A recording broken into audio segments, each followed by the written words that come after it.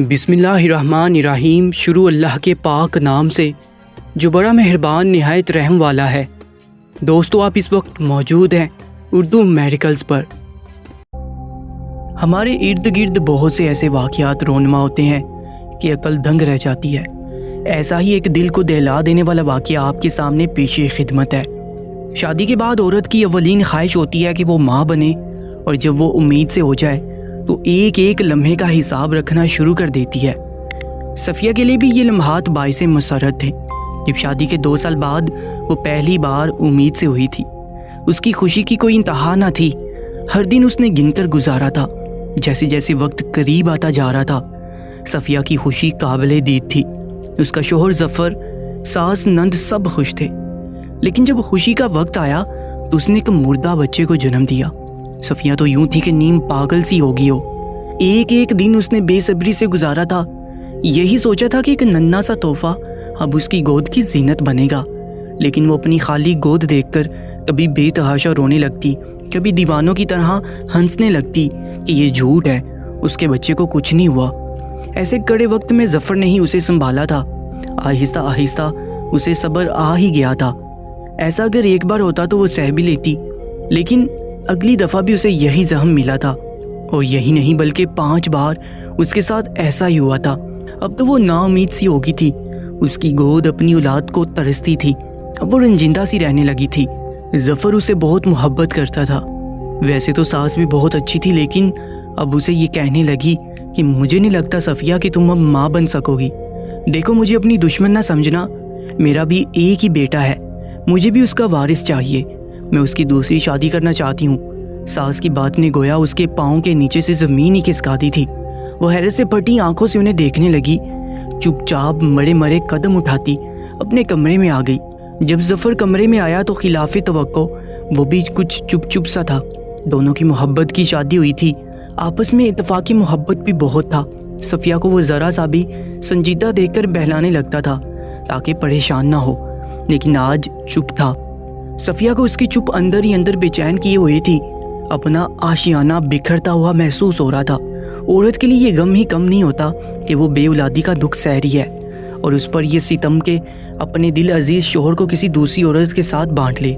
صفیہ کے اندر سے اٹھنے والی سسکیاں اب باہر تک آن پہنچی تھی۔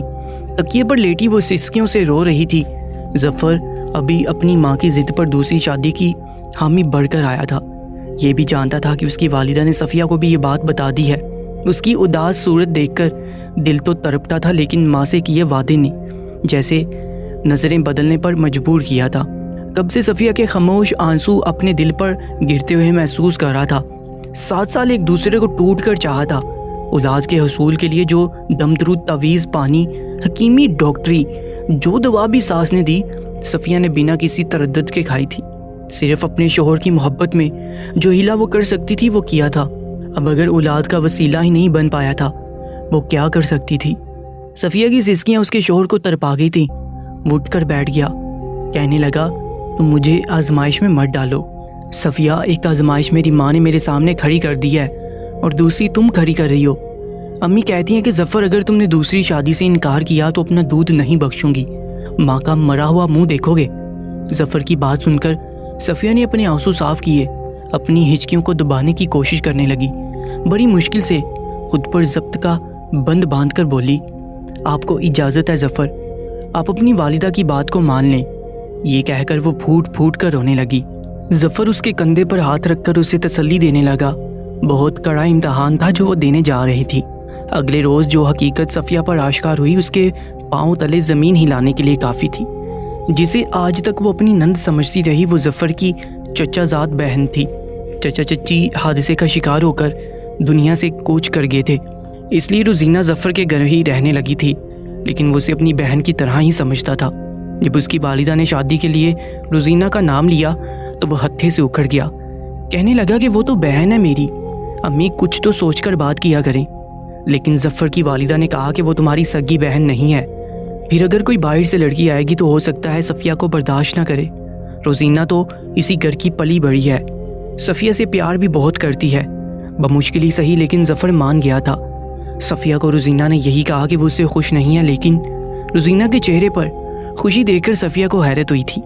صفیہ کو لگا تھا کہ وہ صاف انکار کر دے گی، لیکن وہ تو بہت خوش تھی۔ جب صفیہ نے روزینہ سے پوچھا کہ تم تو راضی نہیں تھی تو اب کیسے مان گئی؟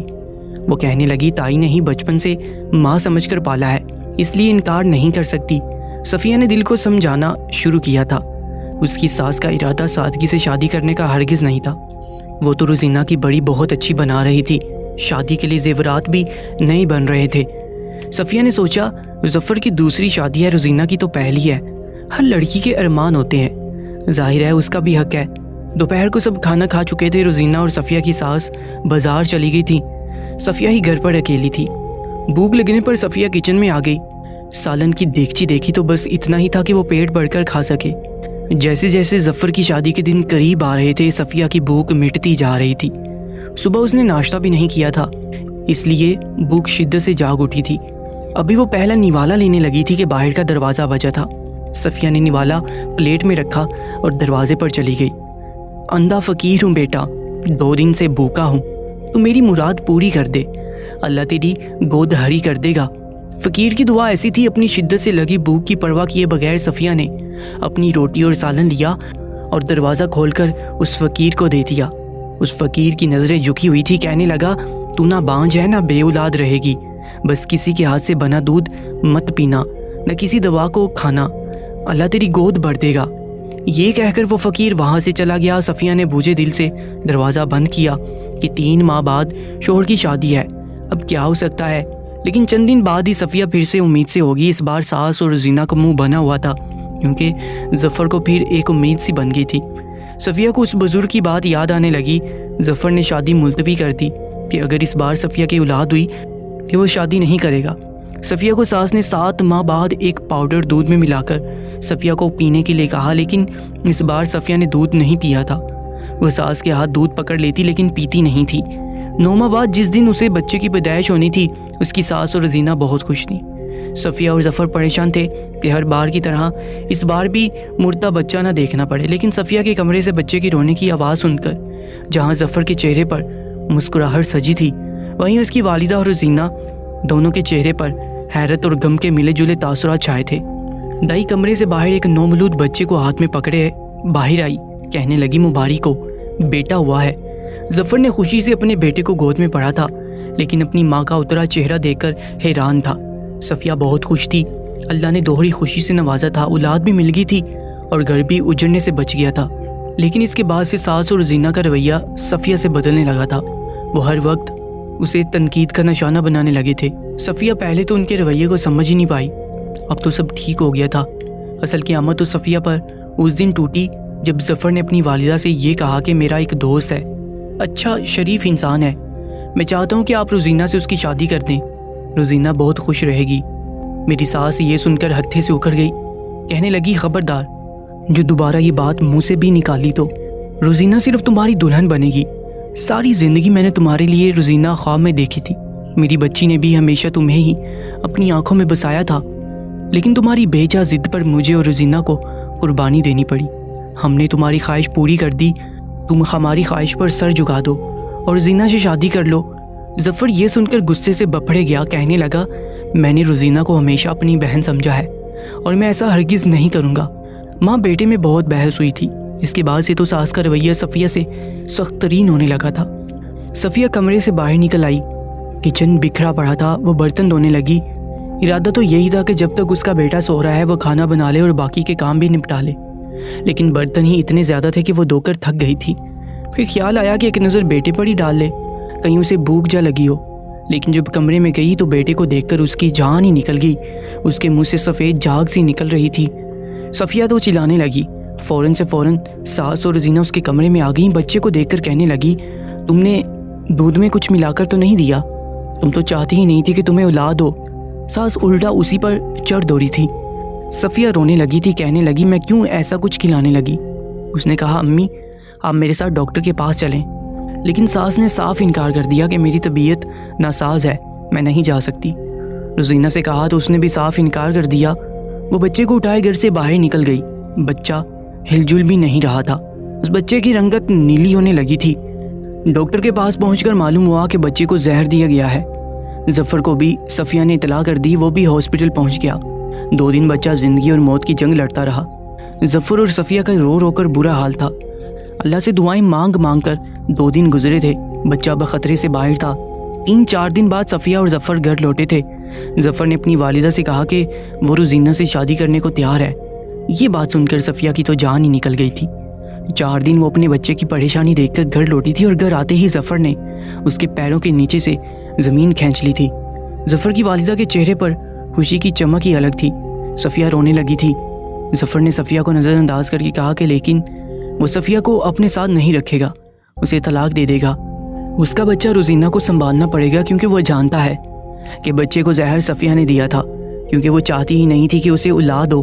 اپنی ماں کی گئی بات کو ظفر نے دہرایا تھا، اس لیے وہ صفیہ کو چھوڑ دے گا، اس کا بچہ روزینہ سنبھالے گی۔ یہ بات سن کر ظفر کی والدہ تو خوش تھی، لیکن روزینہ بول اٹھی کہ وہ کسی کی اولاد کو نہیں پالے گی۔ صفیہ کا بچہ اسی کو دے دیا جائے، وہ بھلا کسی ماں سے اس کی اولاد کیوں چھینے گی؟ لیکن ظفر بازد تھا، کہنے لگا صفیہ میرے بچے کو پھر سے زہر دے دے گی، اس لیے وہ اپنا بچہ صفیہ کو نہیں دے گا۔ بار بار ظفر یہی دہرانے لگا کہ اچانک غصے سے روزینہ یہ بول پڑی کہ بچے کو زہر اس نے دیا تھا، صفیہ نے نہیں۔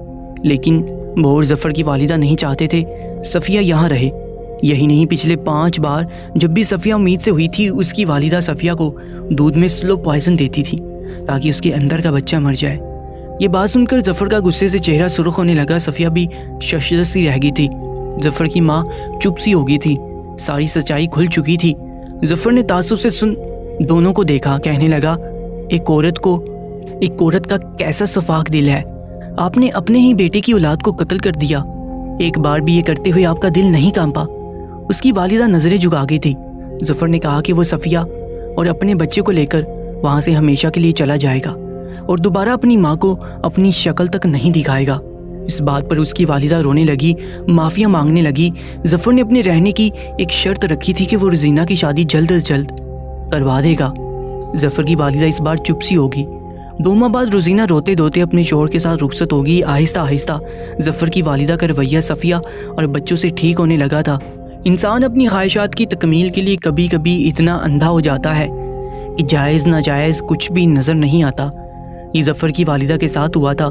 انہیں ظفر کے لیے روزینہ پسند تھی، لیکن جب ظفر نے صفیہ سے شادی کی ضد کی تو انہوں نے بھی بیٹے سے ضد باندھ لی اور یہی چاہا کہ بہو بے اولاد رہے تاکہ وہ بیٹے کی شادی اپنی خواہش کے مطابق کر سکے۔ اللہ ہمیں ایسی خواہشات کے حصول سے محفوظ رکھے۔ کمنٹ سیکشن میں آمین ضرور لکھیے گا، اور ایسے ہی سچے واقعات کے لیے ہماری یوٹیوب چینل اردو میڈیکلز کو سبسکرائب کر لیجیے گا۔ اپنا بہت زیادہ خیال رکھیں۔ اللہ نگہبان۔